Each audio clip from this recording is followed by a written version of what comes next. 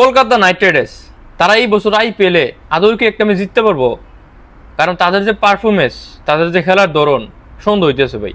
প্রথমত তাদের তো ছিল বোলিং ব্যর্থতা, কিন্তু এখন দেখি তাদের ব্যাটিং ব্যর্থতাও। প্রথমত তারা বোলিং এর মধ্যে মুস্তাফিজের রিলিজ করছে, ওইখান থেকেই মূলত তাদের ভুল করা শুরু হয়েছে। তারপরে তাদের যে দেশীয় বলার হার্ষিত রানা, সে ইনজুরি, তাদের আরেকজন বিদেশি বলার মাহিশ পাতিরানা শ্রীলঙ্কান, সেই ইনজুরি। আবার শুনিস তারে আসলে এনওসি দেওয়া হইতেছে না শ্রীলঙ্কান ক্রিকেট বোর্ড থেকে আইপিএল এর জন্য।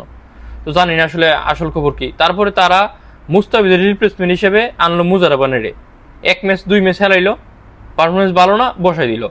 এবং তাদের ব্যাটিং এর অবস্থা যদি দেখি, আজিনকে রাহানি ভালো প্লেয়ার, ভালো খেলতেছে মোটামুটি। সুনীল নারায়ণ ভালো প্লেয়ার, কিন্তু পারফরমেন্স না করলে সেই ভালোর কোনো দাম নাই।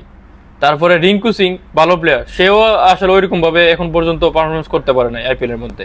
এবং ক্যামরন গ্রিন, আচ্ছা ক্যামরন গ্রিনরে আসলে এত দাম দিয়ে কি জন্য কিনছে কলকাতা, এটা আসলে মানে প্রশ্নবিদ্ধ ভাই।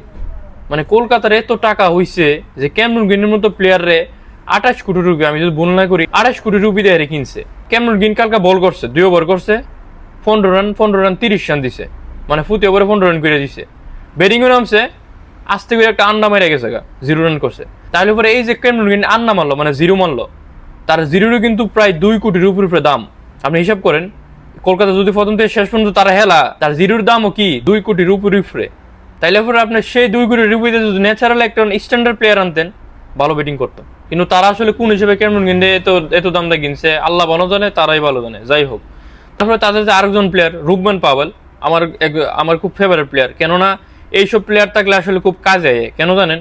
তারা আপনার প্রতি ম্যাচ ভালো খেলবো না, তারা আপনার প্রতি ম্যাচ জিতেই দিব না, কিন্তু এরকম ম্যাচ জিতেইবো যেটা আসলে অবিশ্বাস্য, কাম্য ছিল না, যেটা আসলে আশা ছিল না। ওই জন্য দেখলাম আমরা রাদারফোর্ড প্রায় ম্যাচ জিতে ছিল মুম্বাই। তো তারা আসলে ওইরকম কোয়ালিটির প্লেয়ার। তো এখন আসলে সবকিছু মিলিয়ে কলকাতার এখনের যে দল 2026 সালের, ব্যাটিং বলেন বোলিং বলেন, বেশি একটা সুবিধার না।